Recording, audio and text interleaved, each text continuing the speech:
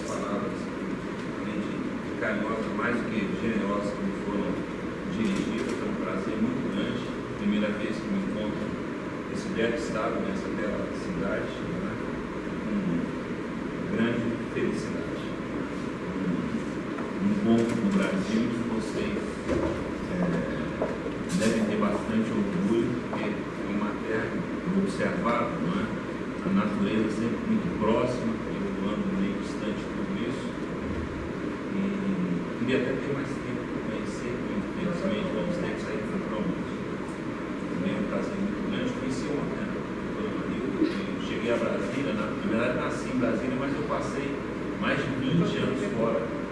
E eu estou há 2 anos de retorno a Brasília. Mudou bastante a minha cidade. Eu dizia a doutora Maria que quando eu saí de Brasília eram 9 cidades satélites, como chamávamos à época. Hoje são 30 e poucas regiões administrativas, não é? E, então a cidade mudou demasiado, ao meu sentir, nem sempre para melhor. Conversávamos sobre as dificuldades de trânsito, não é? Então, foi uma felicidade agora estar tendo a oportunidade de dar aula no IBT e me fizeram a gentileza de me indicar para esta palestra. Na verdade, a minha área de preocupação acadêmica, o que eu venho lidando dentro do direito há mais de 20 anos, onde eu fiz o meu mestrado, já na época nós chamávamos a habilitação no curso de graduação na Universidade de Brasília, foi sempre o direito constitucional. Essa preocupação com a atuação do Poder Judiciário, dos juízes, não é? Ela é uma preocupação mais recente. Já como magistrado e como membro do Ministério Público, precedentemente, eu tenho me preocupado com a inserção do Poder Judiciário na sociedade, as consequências disso, não é? As dificuldades que temos vivenciado como instituição. Fora de dúvida que todos os órgãos que compõem o Poder Judiciário têm tentado dar uma resposta a uma impressão algo ruim que efetivamente se percebe hoje, não é? Dentro da sociedade. Recentemente foi feita uma dessas pesquisas por órgãos de opinião pública que dizia que o Poder Judiciário já não andava tão bem como era antigamente. A doutora deve saber melhor do que eu. Antigamente o juiz era uma figura paradigmática. Aliás, ele se encontra presente, inclusive, é um dos personagens mais marcantes, né, da nossa literatura.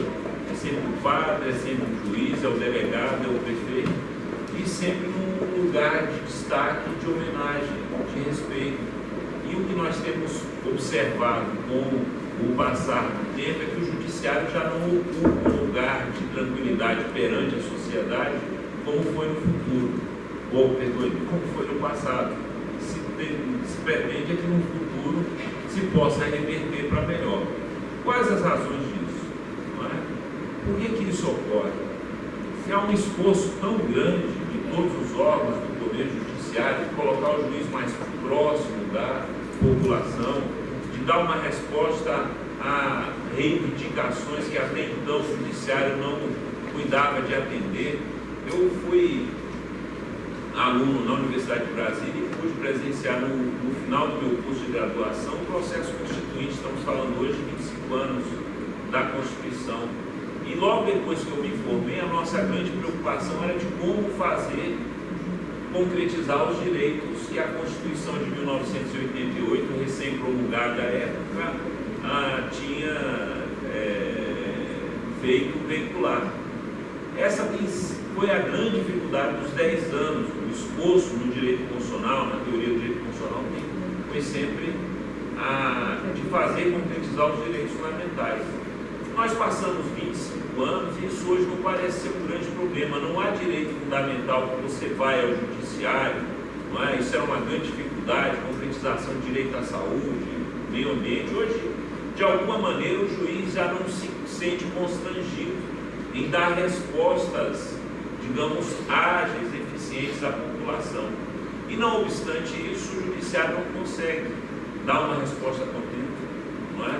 O meu tribunal, por exemplo, nós temos lá, eu no meu gabinete, tenho 28 mil processos de acerto, entrando 1.000 processos todos os meses, são 14, todos os meses, são 14 unidades da federação.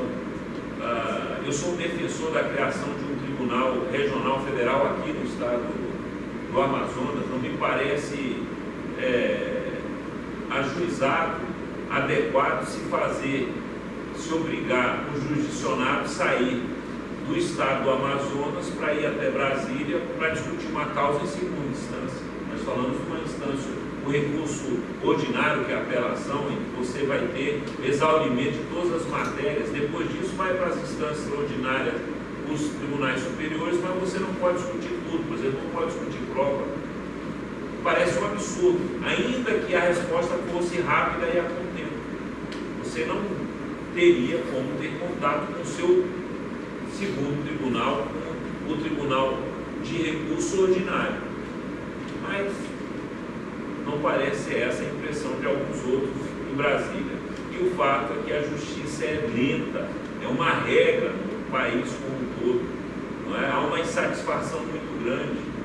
E a pergunta que eu me faço é o porquê disso ocorrer, se é isso mesmo que o Poder Judiciário tem que fazer, quer dizer, na hora que vê-se confrontado com dificuldades de prestação jurisdicional mais séria e mais adequada ao jurisdicionado, se ele realmente tem que estar dando algumas respostas outras, como parece ser a impressão de alguns juízes. Eu escrevi um texto, não é, sobre o tema, não é? Eu não sabia exatamente qual era o público que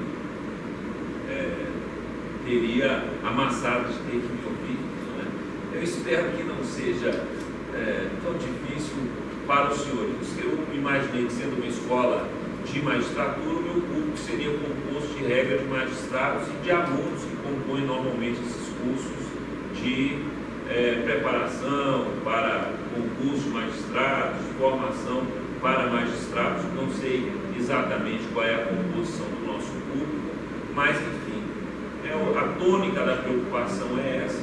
Eu espero que possa ser de algum interesse para os senhores. Muito bem.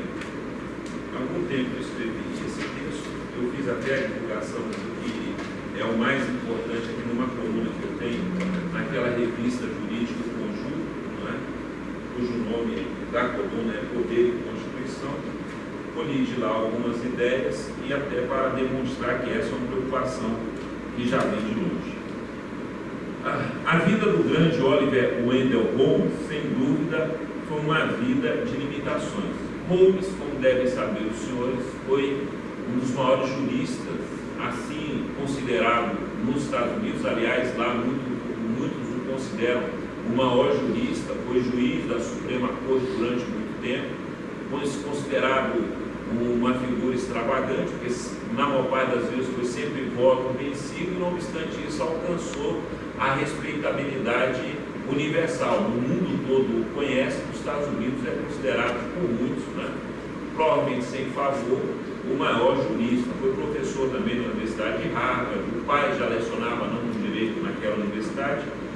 Então, eu dizia que ele, depois de 90 anos, morreu vivendo uma vida de limitações. Nisso, segundo sua própria avaliação, estaria o fato de viver com limitações, estaria a razão de sua extraordinária longevidade como o segredo de seu incrível sucesso como jurista. Holmes, como sabemos, viveu mais de 90 anos e depois de uma célebre carreira na Harvard Law School e após servir 3 décadas na Suprema Corte, morreu como um dos mais festejados juristas norte-americanos.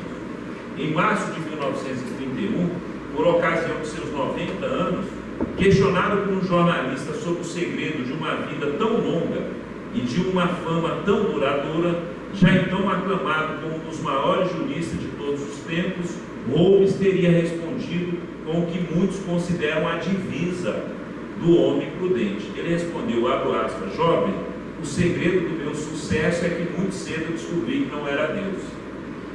Poderá, contudo, surpreender a muitos que o homem que entusiasmara o mundo com a ideia de que a vida do direito dependia muito mais da experiência, uma frase famosa do Holmes, muito mais da experiência dos juízes do que de uma lógica formal, voltando-se ele contra um legalismo que pretendia aprisionar o direito à letra fria da lei, tenha se caracterizado também por uma intransigente defesa de que a prática do direito só poderia ser bem exercida com boa dose de autocontenção do magistrado, não é? E dos órgãos jurisdicionais.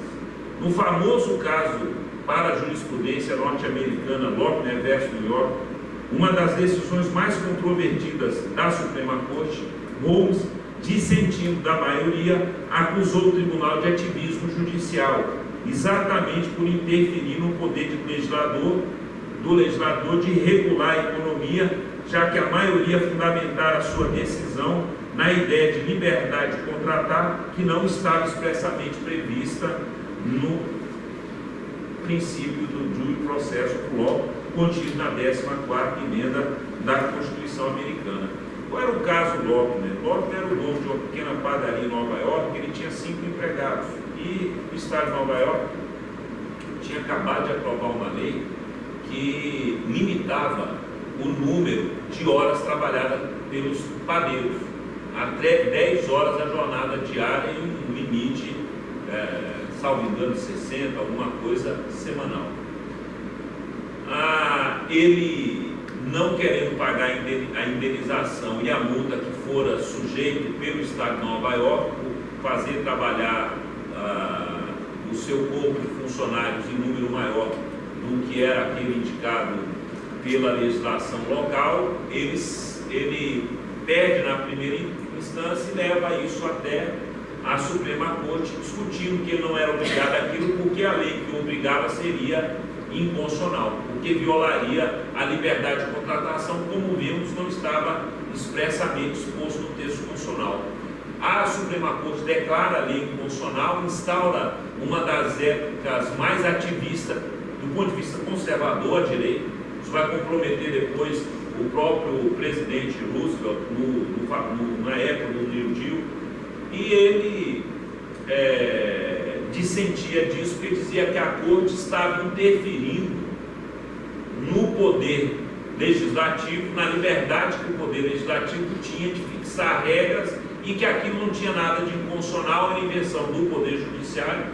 Naturalmente eu estou simplificando aqui, essas palavras não foram usadas, para intervir naquilo que a Constituição não lhe autorizava a intervir.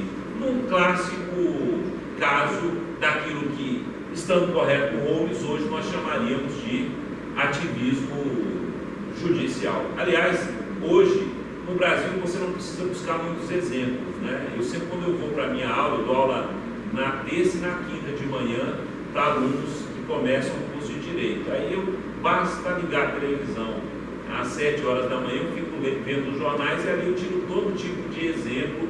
O Brasil, como eu costumo dizer, impossibilidade aqui é apenas uma alternativa, não é? Então você vê todo tipo de desmando, todo tipo. E hoje eu liguei, não quero dizer que esteja errado, estava lá um exemplo daquilo que a gente poderia discutir se é ou não ativismo. O Tribunal de São Paulo acabou de impor, aliás, um juiz do Estado de São Paulo acabou de impor ao prefeito de São Paulo a obrigação de construir 150 mil vagas para a creche de crianças, né? Quer dizer, é uma decisão que certamente agrada ao público, agrada ao eleitor, agrada ao cidadão, mas eu pergunto, é função do Poder Judiciário? Quer dizer, está definindo política pública, tomando decisão, agora dizendo, inclusive, quanto parece um projeto de governo, né? Comporia bem uma proposta para um candidato à eleição, mas é função do Poder Judiciário. Eu deixo aos senhores a consideração, mas está aí. Hoje, no dia de hoje, isso é manchete dos jornais de São Paulo, na televisão, um exemplo do que a gente está aqui nesse momento a discutir. Como se sabe, Lochner, o famoso caso Lochner, acabou se transformando em marco do ativismo judicial norte-americano, tendo o tribunal declarado inválida uma lei de Nova York que limitava, como eu disse, a 60 horas a jornada de trabalho que os padeiros poderiam cumprir semanalmente. Holmes chamou a atenção da Corte para o fato de que a 14ª emenda não impedia que o legislador impusesse determinadas limitações à atividade econômica e à liberdade de contratar, já que, segundo seu entendimento, abro aspas, a Constituição não se destina a incorporar uma teoria econômica especial. Nós juízes esquecemos disso.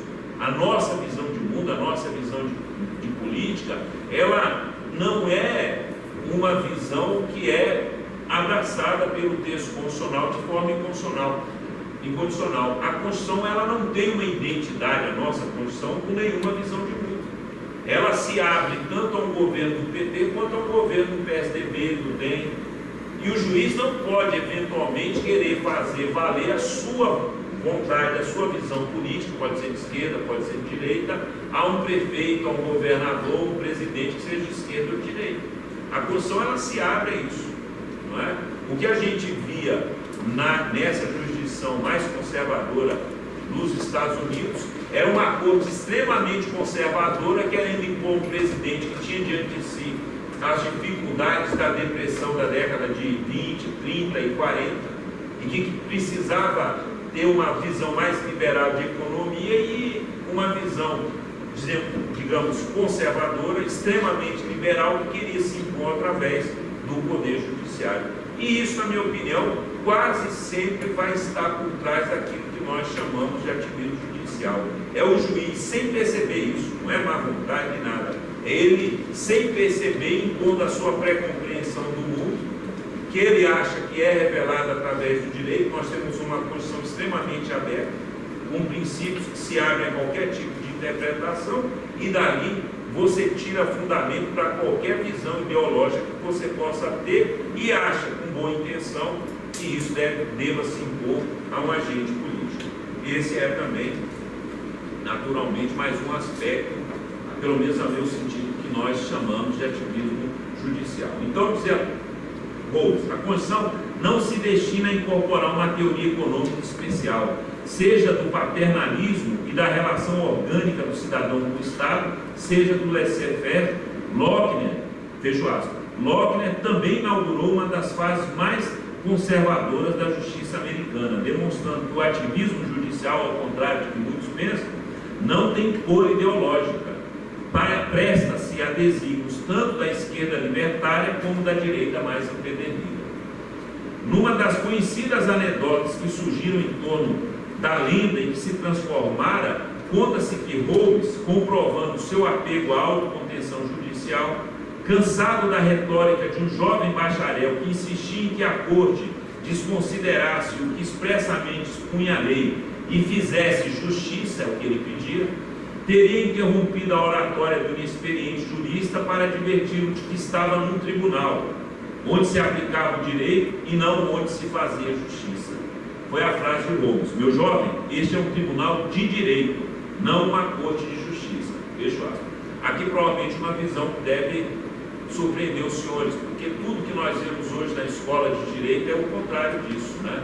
90% dos professores comparecem à sala de direito para dizer para o aluno que ele tem que fazer justiça social e tal. E eu costumo dizer, maldita a hora que o juiz vai à rua para, ao invés de aplicar o direito, fazer justiça. Porque a justiça é sempre um conceito aberto, de direita, de esquerda, o que é justo, o que é moralmente correto, não é? O maior padrão de justiça que a civilização alcançou é a previsibilidade de uma norma predisposta pelo legislador. Porque seja ruim, seja de direita, seja de esquerda, é ruim para todo mundo ou é bom para todo mundo. Quando você autoriza o juiz a tomar decisões a partir de suas expectativas pessoais, de suas pré-compreensões, o que você vai ter é uma justiça casuística, que se presta a desmerecer aquela, como veremos adiante, que é a principal função do direito, que é estruturar as expectativas humanas. Ainda mais numa sociedade complexa como a que nós vivemos, em que não existe nenhum valor moral preponderante, não é? O que o direito pode melhor fazer para a sociedade é dar um mínimo de estabilidade, de previsibilidade. Com isso ele cumpre e oferece o maior estalão de justiça, na minha opinião, que se pode oferecer quando nós falamos de organizações sociais. Prossigo. Meu jovem, dizia Holmes, este é um tribunal de direito, não uma coisa de justiça. Fecho aspas. De fato, Richard Posner confirma que o suspeito Holmes, defensor da ideia de uma interpretação mais flexível da Constituição norte-americana, no que ele mesmo designou de Constituição viva, para que se pudesse atender às exigências da evolução histórica da sociedade, paradoxalmente, caracterizou-se por uma acentuada ênfase na autocontenção na atuação do Poder Judiciário. Aliás, não era a primeira vez que o ativismo judicial confrontaria críticas nascidas entre alguns dos mais celebrados juristas. John Marshall, para muitos aquele que inaugurou em Marbury versus Madison o ativismo judicial norte-americano, ao firmar a possibilidade de controle de constitucionalidade das leis, como devem saber os senhores, não está, aliás, previsto expressamente no texto constitucional.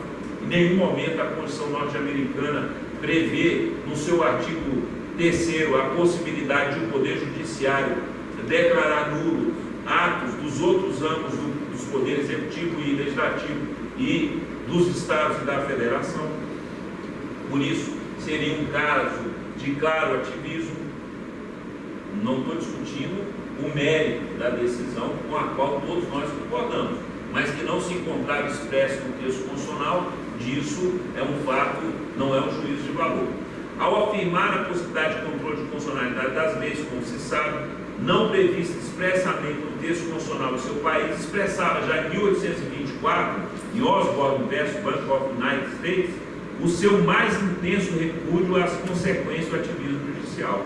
Asseverou o Marshall textualmente que, abro aspas, os tribunais não são meros instrumentos da lei, fecho aspas, e na sua atividade não podem ter vontade própria, abro aspas novamente, diz Marshall, o Poder Judiciário nunca pode ser exercido com o propósito de dar efetividade à vontade do magistrado, mas, diz ele, sempre com a finalidade de realizar a vontade da legislatura, ou, em outras palavras, a vontade da lei, fecho aspas.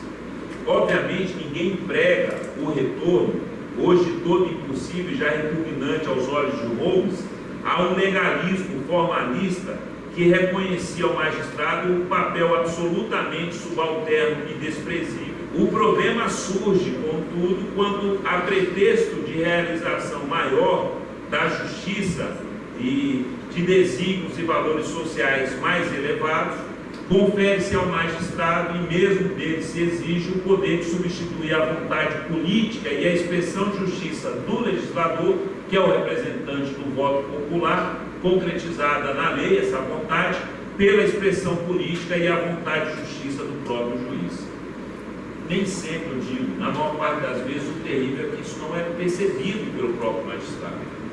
Ele faz aquilo sem perceber, sem se dar conta das suas pré-compreensões, para utilizar um termo de Hans-Georg Gadamer, não é? Quer dizer, ele não percebe que, sob a capa da realização de uma justiça social, que ele me parece algo objetivo, na verdade, o que ele implementa são as suas mais enraizadas pré-compreensões pessoais, do grupo social a que ele pertence, de onde ele exige. Então, ele provavelmente, por exemplo, a doutora Marilda é uma especialista na área, como juiz eleitoral, eu vi isso, não é? Ele não vai perceber que a má vontade que ele tem com o candidato, normalmente é a mesma má vontade que ele vai revelar na urna na hora que ele vota como cidadão. E o contrário é verdadeiro. Eu fui procurador regional eleitoral e percebia isso, tanto de juiz como de promotores eleitorais. É natural que a pessoa tenha afinidades, simpatias, e é natural que as pessoas tenham visões críticas, não é?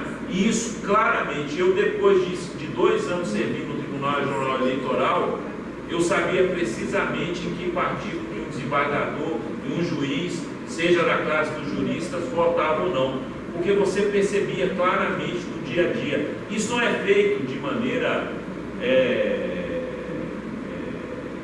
consciente, não é um mau-caratismo, não. Você julga. Uma frase que eu adoro, o Descartes, ele dizia que Não há nada que Deus tenha distribuído melhor no mundo, tenha feito melhor distribuição do que a capacidade de julgar, bom senso. Porque ele diz, isso todo mundo acha que tem suficiente, não é verdade? Se você perguntar para as pessoas a reclamação que elas têm com Deus, elas provavelmente vão achar que Deus poderia tê-las feito mais ricas, alguns, não é o nosso caso, mais bonitas, não é? As pessoas admitem até que poderiam ter um pouco mais de inteligência para passar mais facilmente no concurso, para não ter tanta dificuldade na hora do estudo. Tudo nós aceitamos que um pouco a mais não seria ruim, mas essa capacidade de julgar o outro, saber, não é, que isso é certo ou errado, não é, que torcer para o Flamengo é mais correto que torcer para o Fluminense, de que a Dilma é pior do que o Aécio, ou que o Aécio é pior que a Dilma, essa capacidade de julgar, nós achamos que é impressionante isso no homem, no ser humano. Nós achamos que não, isso eu tenho, tão bom quanto qualquer outro, não é? Basta você entrar em qualquer internet, hoje é muito comum as pessoas opinando sobre os temas, não é? Eu dizia para a doutora, isso é tão impressionante, essa capacidade, não, eu sei julgar se algo é bom, se é em todas as áreas, não é? Um dia eu vi um artigo, isso não faz muito tempo, em que uma jornalista dava conta de uma pesquisa de uma universidade americana que demonstrava que uma visão muito positiva que se vinha dando nos últimos anos sobre comida orgânica, em muitos pontos, quanto a, por exemplo, capacidade nutricional, tal, não se justificaria. Não que ela não tenha pontos positivos, mas em muitos pontos que normalmente se apresentavam como positivos, não. Você vinha para aquela participação do público, que hoje as notícias permitem, o que os defensores da comida orgânica diziam da jornalista era um negócio impressionante, não é? Xingavam a mãe, diziam que ela era mau caráter, que era isso, que era aquilo, não é? Outro dia eu também, por exemplo, a doutora Maril, eu estava fazendo uma pesquisa, por razões diversas, sobre a 9ª Sinfonia do Beethoven. Como devem saber os senhores, um trecho dela compõe o hino da comunidade europeia, mas é uma obra muito bonita e tal. E aquilo foi, eu caí num site que fazia-se lá uma discussão e tinha um trecho da música, e embaixo alguns caras comentavam aquilo, impressionante. O cara não gostava daquilo, ele dizia assim, Beethoven, estava falando Beethoven, é isso, aquilo, tal. Primeiro, o cara já morreu não sei quanto tempo. Segundo, que alguém que é absolutamente analfabeto em música se sente habilitado para julgar um que é considerado simplesmente, para alguns o maior e para outros um dos 3 maiores gênios que a música já teve. Mas nós vivemos esse mundo em que isso se tornou um verdadeiro paroxismo. As pessoas se acham habilitadas a julgar qualquer coisa, não é? Qualquer coisa. E se eu não gosto, não é porque eu não tenho habilitações, é porque aquilo que está sendo feito não presta, não é? Então, a frase deliciosa e irônica é essa, né? Quer dizer, Deus distribuiu isso em boa quantidade, porque todo mundo acha que tem o suficiente. Então nós nunca observamos, é uma dificuldade muito grande, isso está apontado, né? Verdade e Método, um clássico livro do Gadamer, se dedica basicamente a discutir isso, os nossos preconceitos e como é que a gente faz para escapar. E o primeiro passo é você se dar conta deles, não é? Eu, como magistrado, eu sempre, como membro do Ministério Público também, sempre tive muito cuidado quando eu me punha, por exemplo, no Ministério Público Eleitoral, quando eu tinha que perseguir alguma pessoa que eu sabia que o colorido ideológico dela não era exatamente o mais agradável para mim. Aí você tem que ter uma distância, aí você tem que tomar muito cuidado para não pesar demais com a mão naquele que é eventualmente alguém que se opõe ideologicamente à sua própria consideração e eventualmente não afrouxar a mão demais com aquele que eventualmente seja ideologicamente mais identificado. Mas isso é muito difícil ser feito, é muito difícil. Eu fui professor, a professora lia meu currículo numa universidade do interior do Rio Grande do Sul, Unijuí. E lá eu tive 2 alunos que vieram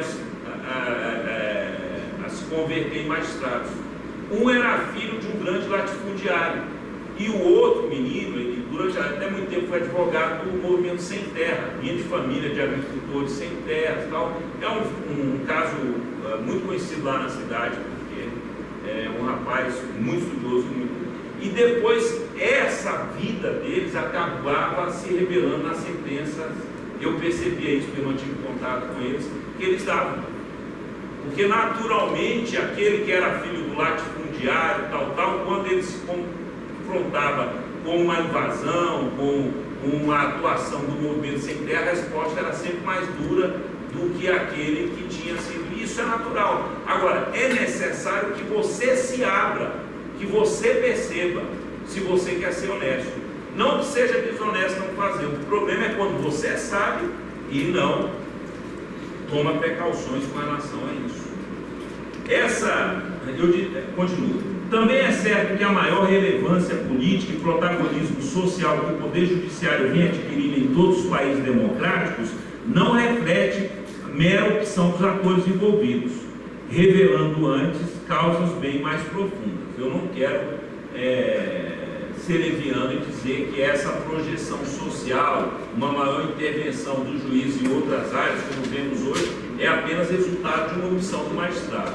Há outras causas que também impõem essa maior projeção do magistrado. Eu vou falar de algumas delas. É o caso da expressiva transformação que se vem verificando no relacionamento entre sociedade e Estado, por exemplo. O rápido crescimento das políticas de bem-estar nas sociedades contemporâneas, que, por exemplo, a nossa Constituição consagrou-as em número bastante considerável, leva necessariamente a uma ampliação do âmbito de atuação dos tribunais, conferindo-lhes tarefas tradicionalmente não compreendidas como adequadas à função jurisdicional. Essa ampliação heterodoxa das funções dos magistrados, entretanto, além das restrições de ordem estritamente jurídico-constitucional, encontra, ou deveria encontrar, limites de ordem funcional, pois nenhum sistema pode sobreviver a uma tão intensa indeterminação de suas tarefas e funções. A indistinção funcional das decisões judiciais faz com que o direito tenha que pagar o alto preço de não cumprir a sua principal função social, que é a de estabilizar normativamente as expectativas humanas. A diferenciação funcional, ou seja, as sociedades complexas, como essa que nós vivemos, em que as condutas humanas podem sempre se revelar de forma diferente. Você volta 30 anos atrás, a sociedade era extremamente simples comparada com a sociedade de hoje. O que você podia esperar de alguém, a conduta de um ser humano, era limitado. Eu dou um exemplo simples para os senhores. Quando eu fiz o curso de Direito, se perguntasse na sala de aula quem era contra o aborto, 90% da minha sala, mesmo alguns meninos que tivessem praticado, se diriam contra. Se você perguntasse na minha sala de aula quem era contra o uso de maconha, 90% era contra. Eu diria mais, mesmo algum colega que usasse era contra, porque ele achava que moralmente ele estava fazendo algo errado. Hoje em dia a mesma pergunta, porque a sociedade se tornou complexa, porque aquilo que era antes certamente proibido e o que era certamente permitido não tem um lugar certo, você não vai ter o mesmo nível de resposta. Numa sala de aula, nós percebemos, eu dou aula de direito constitucional, então tenho sempre discutir na época do direito à vida o problema do aborto, isso é extremamente dividido. 30% completamente contra, 30% completamente a favor, 30% que eu sou depende, e depois quando você vai fazer uma pesquisa mais profunda é impressionante. Aquele que se diz completamente a favor, você fala, mas você é completamente. Por exemplo, você é a favor do aborto em qualquer momento? Em qualquer momento, como, professor? Bom, tecnicamente o aborto é até o dia do nascimento. Então, por exemplo, você permitiria um aborto de uma criança com 9 meses? Aí ele fala, não, aí não. Aí você vai começa a confrontá-lo com determinadas situações, você vai perceber que aquele que se dizia completamente a favor, muitas vezes ele é mais contra do que aquele que se dizia completamente contra. É muito comum isso. Então a sociedade complexa é essa sociedade em que você não tem univocidade no que tange a valores e condutas das pessoas. Isso que a gente vive hoje. O que é certo e o que é errado no mundo de hoje? Não é? Algumas coisas você tinha certeza, você tinha unanimidade, você tinha um acordo social. O legislador podia dizer isso é proibido. Hoje em dia o legislador tem dificuldade de fazer isso. Porque se ele disser, por exemplo, é proibido o aborto, os que são a favor não vão votar nele. Se ele disser que é completamente permitido, os que são contra também não vão votar nele. Essa é a dificuldade de uma sociedade complexa. E o que você faz? A divisão funcional é precisamente para que a sociedade saiba qual é o lugar para fazer cada discussão, já que nós não temos um acordo no que tange a valores, nós temos que ter pelo menos um acordo quanto a lugares, quanto a papéis, quanto a procedimentos. Quando o juiz sai do seu lugar, quando o juiz sai do seu processo, do seu procedimento, quando ele se liga a um valor, ele está, ao invés de colaborando para um mínimo de estruturação funcional das expectativas, ele está colaborando para a desestruturação. E aquele grande papel que o judiciário deveria cumprir, que a gente costuma chamar em direito de segurança jurídica, em sociologia, na sociologia mais contemporânea, Niklas Luhmann, a gente fala de estruturação das expectativas humanas. O direito e o judiciário, ao invés de colaborar com isso, ele oferece precisamente o caminho contrário. E é isso que vocês veem hoje. O cidadão vai ao Poder Judiciário e ele não sabe o que é que ele vai encontrar lá. Como eu vi isso ontem de um ministro do Supremo, eu posso dizer isso para os senhores, porque no meu tribunal é precisamente isso. E é o que nós vemos no geral, mesmo os tribunais superiores, que têm o poder de uniformizar a jurisprudência, no caso do Supremo tem súmula vinculante, efeito vinculante, eficácia erga omnes, o que a gente vê é um judiciário ciclotímico, um órgão ciclotímico, uma hora decide uma direção, outra hora decide outra, casos que receberam sempre a mesma resposta, de repente recebem respostas diferentes. Prossigo. A diferenciação funcional do direito, destacando dos outros subsistemas sociais, moral, economia e política, é uma das maiores conquistas modernas da democracia ocidentais, pois foi ela que permitiu ao cidadão saber o que esperar do Estado e o que o Estado deles poderia exigir, que é um grave problema. Hoje é terrível. Eu sou magistrado, eu sou desembargador e eu atuo sem ter exata certeza se o que eu estou fazendo é certo ou errado. Porque amanhã o CNJ pode observar para a minha conduta. O terrível de tudo isso não é você se preocupar em não fazer o certo, é você não ter certeza se o que você... A doutora Marilda, ela pode realmente aconselhar os seus clientes em matéria eleitoral? Se o cliente dela fosse o governador, como Joaquim Roriz, perguntasse para ela, quando senador, eu posso renunciar ao meu mandato e com isso eu tenho tranquilidade de concorrer à eleição? Porque estão me acusando agora do caso e tal. Ela diz, não, se você não precisa renunciar. Não há nem processo, não, mas eu quero ter certeza, olha, não precisa. Mas se o senhor renunciar, não tem nenhuma dúvida. Ele renuncia e anos depois vem uma lei que cria, volta para trás e o atinge. Qual é a estrutura? O que é que eu tenho que fazer? O que é que eu faço que é certo e o que é que eu faço que é errado? Eu posso fazer isso ou não posso fazer? Há algum problema? Não é? Essa é a grande dificuldade de viver numa sociedade que se desestrutura. Quando órgãos jurisdicionais, contudo, passam a atender, eu digo aqui, no dizer de Niklas Luhmann, o direito tem a relevantíssima função de estabilizar normativamente as expectativas humanas. E numa sociedade cada vez mais complexa, caracterizada por um crescimento desorganizado, indeterminado dessas expectativas, essas funções só serão adequadamente alcançadas por meio de uma seleção normativa prévia pelo legislador. O legislador deve selecionar e dizer isso é certo, isso é errado, isso é proibido, isso é permitido, previamente. E a sua conduta posterior vai se basear nessa lei, e não o contrário. Decisões do legislador e, muito pior, decisões do magistrado, que são tomadas ex post facto, ou seja, depois do ocorrido. Eu não sei dizer para os senhores o que é justo e o que é injusto, mas eu tenho um critério para mim que me dá certeza de que uma decisão não corresponde a qualquer padrão de justiça você possa elevar. É o fato de essa decisão ter sido tomada depois, por critérios posteriores a do ato cometido.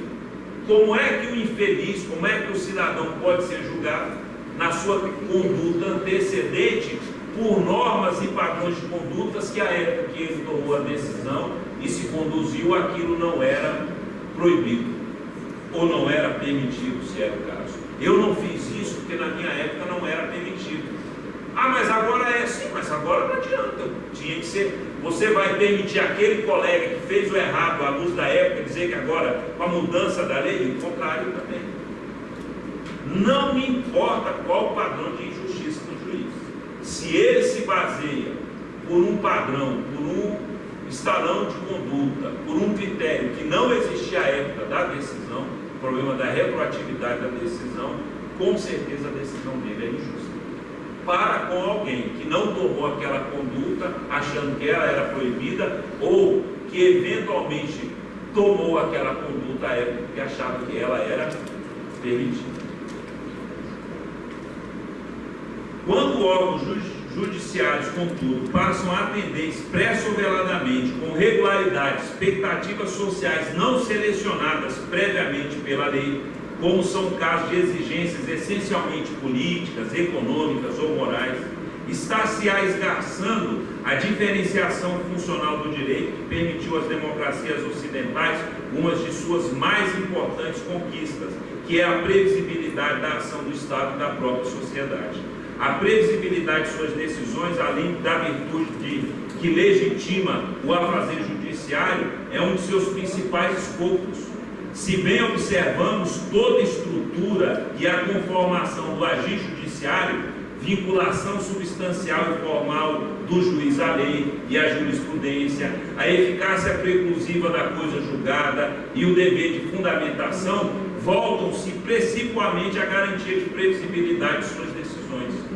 A doutora Marilda falava de um tribunal, não vem ao caso referir, em que eles vão lá hoje como advogados e a todo dia praticamente tem uma surpresa, não é? Ainda que seja positiva para aquele advogado, mas para a maioria que esperava uma outra coisa, que orientou, vai ser sempre algo nefasto. A prevalência nas decisões judiciais de posições não selecionadas objetivamente pela lei iludem o sistema jurídico, impedindo-o de estruturar consistentemente as expectativas humanas.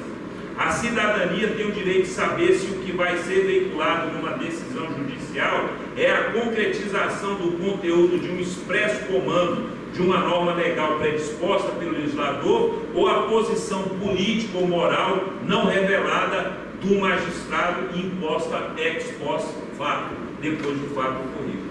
O direito ninguém nega, obriga e considera informações inputs de ordem moral, política e econômica, mas deve fazê-lo o máximo possível de forma seletiva e filtrada pelo próprio Código do Direito, lícito e ilícito, ou seja, pela previsão legal anterior. Quem deve escolher, fazer as escolhas políticas, econômicas, prévias, morais, é o legislador, antecedentemente. Não é que o juiz não vai ter, em alguma medida, algum espaço para isso. O que ele não pode é superar, ultrapassar e desconsiderar a escolha que já foi feita. Não apenas por respeito ao princípio da separação de poderes, em respeito a toda a cidadania que está se conduzindo de acordo com aquela prévia seleção feita pelo legislador. Ou não, como eu dizia, essa seleção da conduta, ao final, imposta pelo órgão judicial. Por outro lado, numa democracia, e eu vou caminhando para o final, havendo espaço de discricionariedade conferida pela Constituição, são a vontade e a escolha do legislador que legitimamente exercida devem prevalecer. Ainda que outras possibilidades de decisão fossem reconhecidas, deve prevalecer a vontade de quem foi escolhido pela cidadania para tanto. A Constituição diz no parágrafo único do artigo 1º, todo poder manda no povo em seu nome, não de um magistrado, não de um órgão jurisdicional. O professor José Joaquim Gomes Canottieri, de quem tive a honra de ser orientando na Universidade de Coimbra, lembra, aliás, que as constituições elegem o poder legislativo, não o judiciário, como concretizador privilegiado da Constituição. Suas decisões, portanto, não podem ser sem mais desconsideradas pelos órgãos do Poder Judiciário. Muito bem, não obstante a gravidade do diagnóstico, vários estudos acadêmicos em torno do chamado Judicial Role, papel função jurisdicional, vêm denunciando o crescimento do caráter político da atuação dos magistrados e impondo o reconhecimento de que hoje, mais do que nunca, os juízes, para o bem ou para o mal, transformaram-se de dia após dia em agentes de decisão política.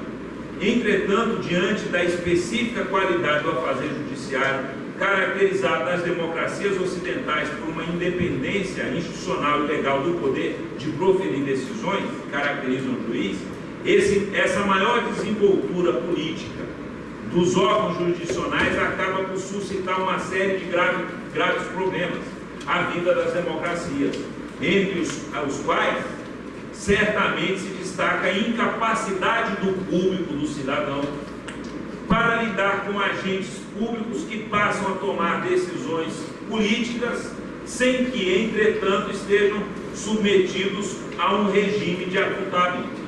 Ou seja, os juízes não são responsabilizados politicamente, não tem que submeter ao voto popular. Se alguém quer criar obrigações novas para mim, ou eventualmente até direitos, eu quero votar nessa pessoa. Eu quero ter o direito de discordar dele se ele não fizer bem o trabalho e mandar para casa. Com o juiz, eu não posso fazer isso. De fato, na clássica conformação do Poder Judiciário, a independência dos juízes na tomada de decisões funda-se em garantias institucionais, e deve ser assim, e pode ser assim porque o juiz, ele, de regra, não cria a sua vontade, não impõe a sua vontade, mas apenas representa a vontade que a lei previamente lhe impõe. Então, por isso eu posso dar garantia a eles, em garantias institucionais e constitucionais que visam assegurar precisamente aos magistrados imparcialidade entre os litigantes, mas sob uma estrita vinculação formal e substancial à lei.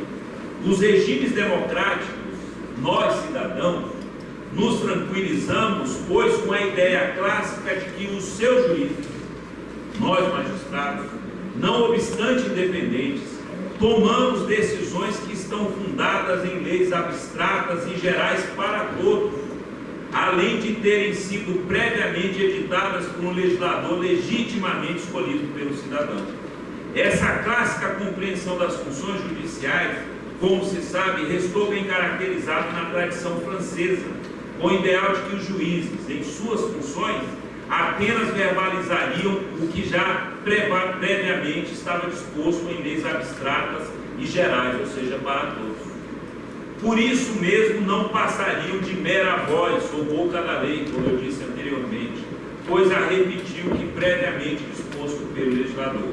A possibilidade de os juízes tomarem decisões de caráter acentuadamente político, fundadas em alguma ideia vaga de justiça, isso é, decisões não predispostas em abstratos e normas jurídicas, não se mostra compatível funcionalmente com o sistema de governo, a democracia, que se baseia essencialmente na responsabilização e confirmação política periódica daqueles que, essencialmente, têm o poder de criar e impor obrigações.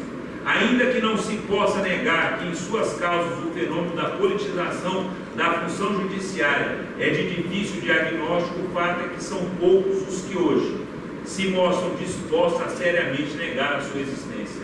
O direito sempre esteve submetido a decisões de caráter político, econômico e moral.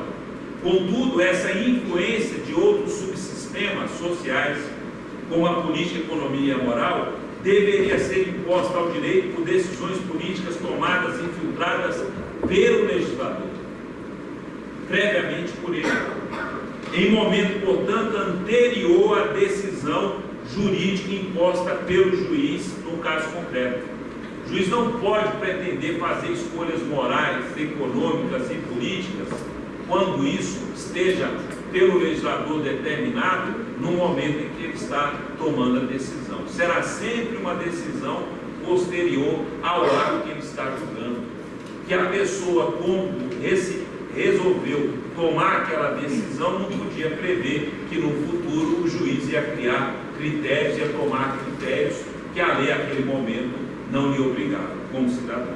Superada a fase da tomada de decisão propriamente política do legislador, o direito deveria, se o sistema revelasse consistência funcional, ter a capacidade de filtrar as informações externas do seu meio ambiente, enclausurando-se por meio do seu código, é lícito ou é ilícito? Tal não está previsto em lei. É isso que o juiz deveria fazer, mediante uma norma propensionalizada de tomar decisões. Quando eu digo que o juiz deveria se limitar, não estou dizendo que isso é função simples, nunca foi. Nós compomos uma das atividades mais antigas que a humanidade conhece e das mais complexas, desde sempre. Nunca foi fácil aplicar o direito, nunca foi fácil interpretar. Se o juiz se limita a só isso, ele já tem bastante trabalho a fazer. Na Universidade de Coimbra, eles têm lá uma cerimônia, a terceira mais velha universidade do mundo, de aposição de insígnias para quem fez doutorado ou recebeu doutorado honoris causa. O presidente Sarney, o presidente Fernando Henrique Cardoso, o presidente Lula, o presidente Tancredo Neves receberam. Então, eles têm lá uma cerimônia muito bonita. Saem os professores com seus cabelos da famosa Biblioteca Joanina e saem em fila por ordem das faculdades. A primeira, a mais antiga em todas as universidades, é sempre a de teologia. As universidades eram sempre católicas, e mesmo quando protestantes, eram feitas por padre. Qual é a segunda sempre, do tapete vermelho? A do direito. Todas as demais são muito posteriores. Vem logo depois a de filosofia. Então a nossa atividade sempre foi uma das mais antigas. Por quê? E mais antiga com formação universitária, porque isso nunca foi fácil fazer. Não estou dizendo que seja fácil, mas o juiz deve se abster da tentação da política. E é sobre isso que eu gostaria de falar para concluir essa minha intervenção. Thomas Reed Powell, afamado jurista norte-americano, professor de Harvard, de Columbia, agora estou terminando mesmo, percebeu essa dificultosa, mas inerente necessidade do direito de analisar os problemas humanos concretos de forma abstrata. O juiz olha para o problema humano concreto, mas ele tem que ter um momento de abstração. Não pode se envolver com o fato e tentar resolvê-lo à luz do que ele compreende, se miscuindo e não tornando abstrata a sua avaliação. Porque quando ele não quer tornar abstrata a análise do caso, o que ele quer é se desvincular da lei, que a lei não oferece a resposta que eu quero. Diz esse autor: ao afirmar que alguém só pode dizer que está pensando juridicamente quando, num determinado momento, diz ele, consegue pensar uma coisa, o direito, inextricavelmente ligado a outra, por exemplo, a realidade política, moral e econômica, sem pensar nessa outra. O juiz tem que ter um momento de abstração, mesmo quando ele está analisando uma caso. Não deve deixar submergir completamente ao caso, submeter completamente ao caso concreto, senão ele vai estar fazendo qualquer coisa menos realizando aquela abstração da lei para o qual ele foi nomeado. Em síntese, se quer tomar uma decisão jurídica e não política ou moral, o juiz não pode fugir a um momento de abstração jurídica, em que é aquela hora que ele se distancia, ele fica incomodado, que a lei não está dando a resposta que ele gostaria do caso. Estão entendendo? O juiz não pode fugir a um momento de abstração jurídica em que o caso trazido à sua consideração será tratado de forma geral e abstrata, e não sob a tentação de uma decisão casuística. Não é que ele não vai considerar o caso vai ter a sua conformação, mas o que ele deve considerar no fato não é o que ele escolhe, é o que a lei diz. Olha, de A, B, C, D, vários elementos, a lei escolhe alguns, e o juiz recusa isso muitas vezes, porque se ele escolher aqueles elementos predispostos pela lei, ele não vai obter. Aí ele quer, não, mas tem esse outro elemento que a lei não considerou, tem aquele outro. Se ele fizer assim, ele tem que fazer em todos os casos, senão ele vai ser injusto com os outros. E se ele fizer assim, ele não vai aplicar o direito, só quando lhe for agradável. quando as notas que o direito selecionou previamente estejam de acordo com aquilo que ele considerou. E pronto, aqui nós abriríamos a discussão aqui, não é? Eu vejo um crime e a lei diz assim, olha, no crime de homicídio você tem que considerar esse elemento. Se eu quiser absolver o cidadão, eu começo a buscar outros elementos que a lei não considerou. Se eu quiser condenar, eu não considero esses outros elementos. E assim eu vou fazendo a justiça que eu bem entenda. Isso tem tudo, mas considerado que o direito tem que fornecer racionalidade, previsibilidade, tem que ser igual para todos, tem tudo menos justiça. Com o mesmo propósito de afirmar a necessidade de o juiz não se submeter ao desejo profundamente humano de impor a sua justiça, a sua visão política e a sua moral pessoal em prejuízo da justiça, do juízo político e da moral objetivamente conformados na lei, Antônio Scalia, para muitos a maior inteligência da atual composição da Suprema Corte norte-americana, esteve em Brasília, na Universidade de Brasília. Eu não sei se o ministro Gilmar não levou lá no IDP, não é? Mesmo os que lhe opõem, porque é o homem mais conservador hoje na Suprema Corte, ninguém deixa de reconhecer que é a mente mais brilhante hoje do cenário judiciário, para alguns do cenário jurídico como todo dos Estados Unidos. Então, Antônio Scalia, para muitos, a maior inteligência da atual composição da Suprema Corte norte-americana, não obstante seu conservadorismo, em palestra proferida na Chapman Law School, em agosto de 2005, isso eu retirei do YouTube, está aí a palestra dele, para quem tem acesso ao inglês, com graça e ironia, fazia a seguinte advertência aos magistrados, abro aspas: se você pretende ser um bom juiz, um juiz bom e confiável, dizia ele para os novos juízes, não é? E para alunos acadêmicos e pós-graduandos, você tem de resignar-se com o fato de que você nem sempre irá gostar das conclusões que você encontrará na lei. E conclui ele com ironia: se você gostar o tempo todo de suas conclusões, o magistrado, você provavelmente está fazendo algo errado. Eu costumo dizer que é esse o império que nós vemos no mundo do direito hoje. Juiz que só quer encontrar na lei aquilo que lhe parece agradável. Ele vai para o direito e de alguma maneira ele vai tirar de lá uma decisão que lhe parece agradável. Nem sempre o direito, porque o direito não tem identidade com uma visão ideológica tão somente. Ele é feito através dos tempos. E ele pode, em determinados casos, lhe dar uma resposta que não é agradável.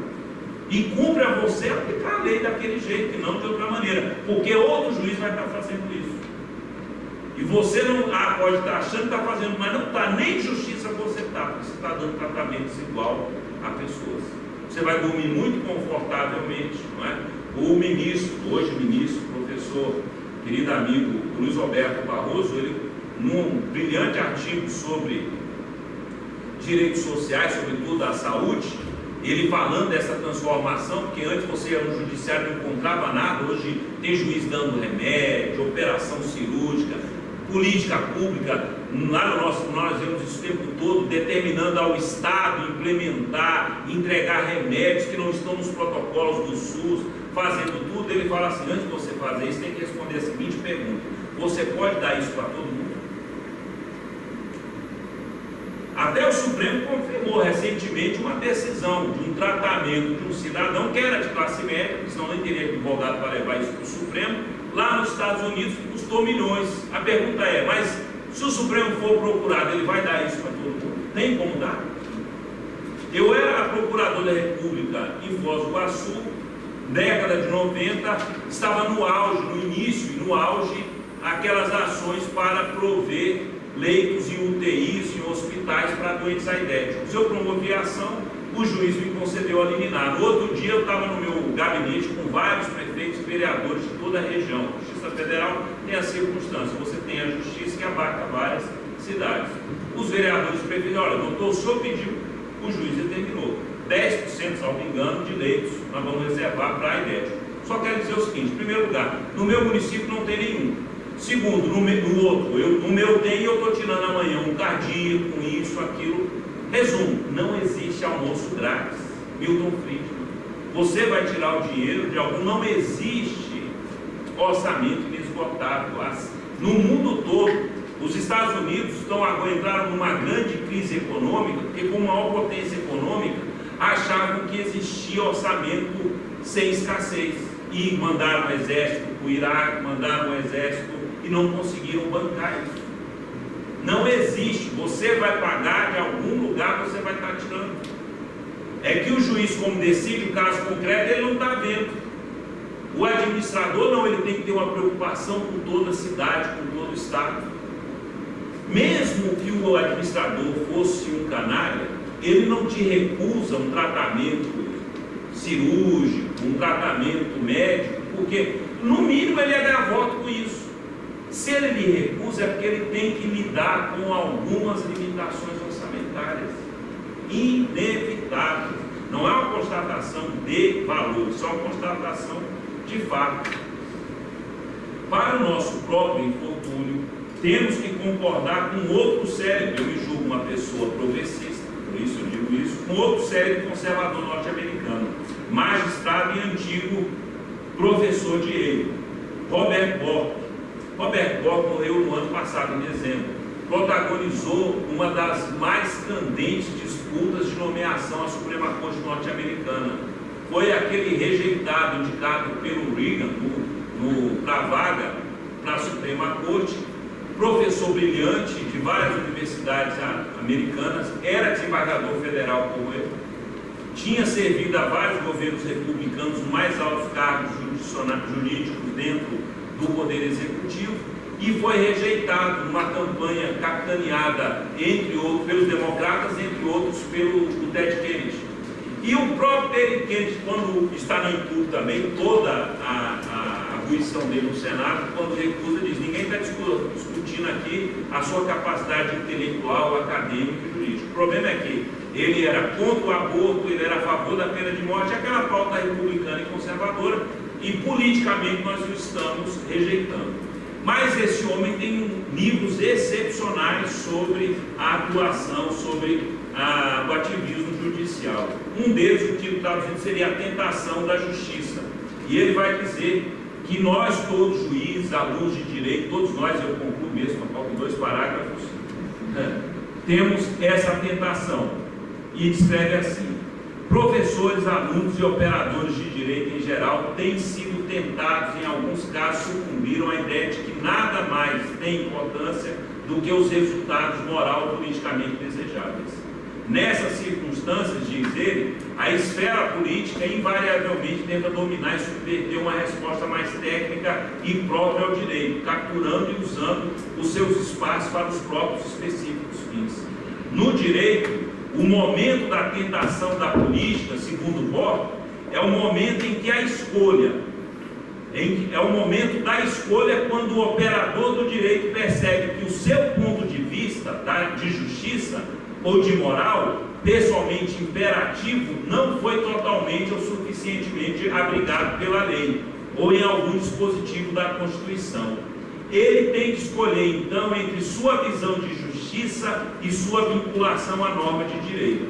Aqui não é raro dizer, no Brasil muito menos ainda, o desejo de justiça pessoal, cuja natureza lhe parece tão óbvia, mostra-se muito mais concreto e convincente, enquanto o dispositivo da lei parece abstrato, árido, extremamente impossível de aplicar, fazendo da abstinência, da subserviência à política e à abstinência do direito um conselho satisfatório. Quando a posição da política ou da moral pessoal do julgador prevalece, deixando em segundo plano o direito legitimamente exposto pelo legislador, o que floresce de regra não é a justiça do caso concreto, como muitos pensam, mas injusta e aleatória aplicação de um direito indeterminado. Põe-se por terra a máxima proposição de justiça dos tempos modernos, que é precisamente a convicção democrática de que qualquer e todo cidadão encontrará no magistrado a determinação de prestar a mesma resposta que em situação semelhante lhe teria prestado outro magistrado. O magistrado, certamente bem intencionado, flerta com a justiça do caso concreto, mas acaba dormindo com a aleatoriedade de decisões impostas ex post facto, casuística, não generalizáveis e quase sempre não isonômicas. Como se vê, em tais situações, perde-se muita insegurança jurídica e não se sabe bem exatamente o que se ganha em justiça. Então, basicamente, era isso que eu tinha preparado.